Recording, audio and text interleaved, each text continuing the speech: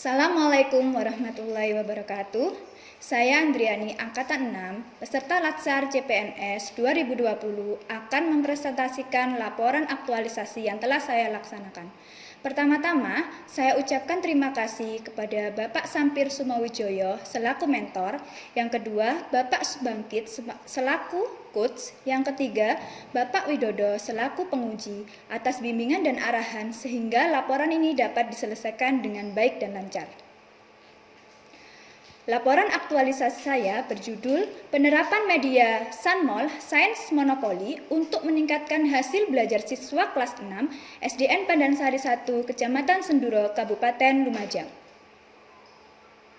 Adapun latar belakang pengangkatan isu yaitu laporan aktualisasi ini dibuat berdasarkan pada isu yaitu rendahnya hasil belajar siswa kelas 6 tentang sistem tata surya yang disebabkan oleh yang pertama, media yang digunakan kurang menarik siswa aktif di dalam kelas.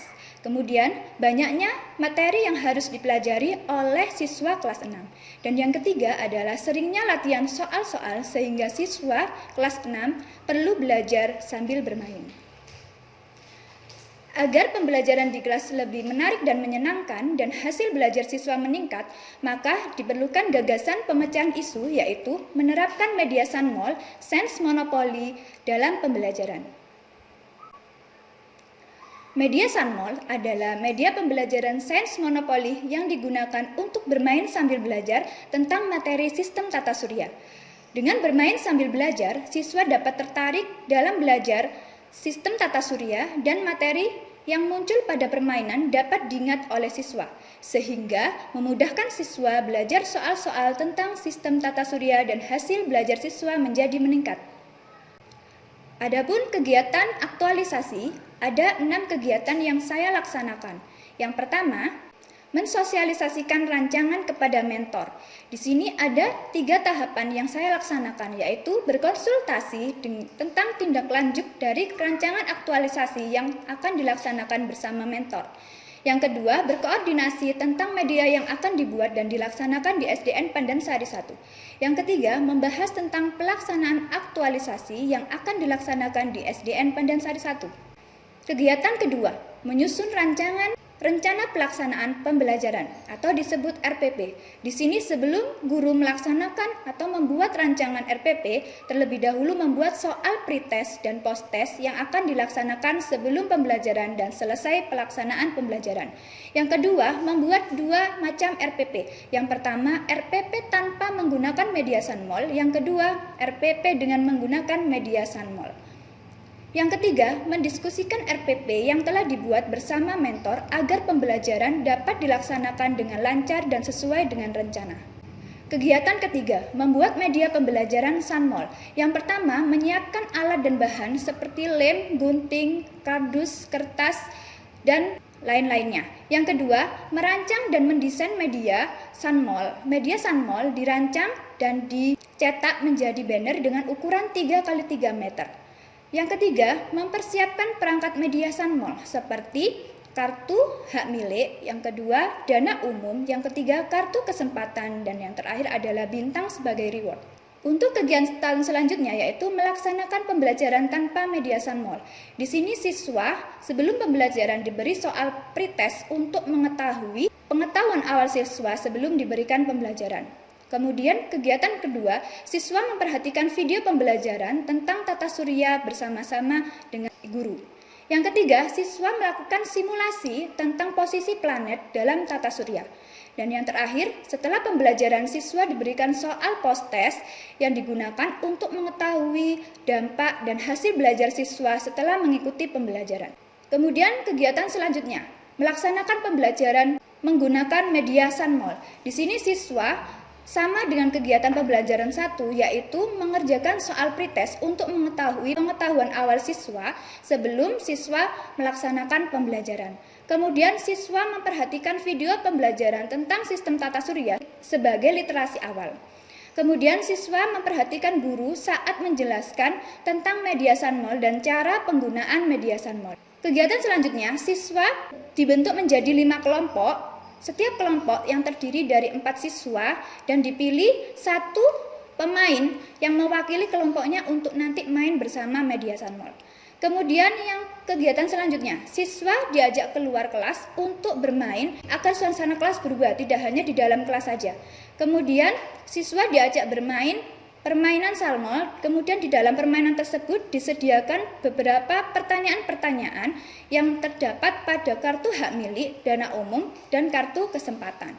Kemudian di akhir pembelajaran, siswa yang mendapat bintang terbanyak akan mendapatkan reward dari guru. Setelah selesai, siswa diajak masuk ke dalam kelas, kemudian diberikan kesimpulan dan diberikan soal post-test untuk mengetahui dampak dan hasil dari hasil belajar siswa setelah mengikuti pembelajaran. Kegiatan terakhir yaitu evaluasi pelaksanaan aktualisasi. Dalam evaluasi pelaksanaan aktualisasi ini yaitu menganalisis hasil pretest dan post-test dengan mengoreksi hasil post-test dan pretest. Di analisis ini dapat dijelaskan ada prosentase yang terjadi pada pembelajaran 1 dan pembelajaran 2. Pada pembelajaran 1, pretestnya 10% dan di post-test di pembelajaran 1 itu meningkat menjadi 40%. Sedangkan di pembelajaran 2, pretestnya sebesar 45% dan post-testnya itu meningkat menjadi 85%. Dari beberapa kegiatan aktualisasi ini, terdapat faktor penghambat dan cara mengatasi faktor penghambat pada kegiatan aktualisasi tersebut, yaitu antara lain pelaksanaan pembelajaran yang seharusnya dilaksanakan pada tanggal 13 Maret 2020 harus tertunda karena siswa kelas 6 harus mengikuti tryout ujian sekolah, sehingga guru harus merubah jadwal aktualisasi menjadi tanggal 14 Maret, yaitu bertepatan pada hari Sabtu.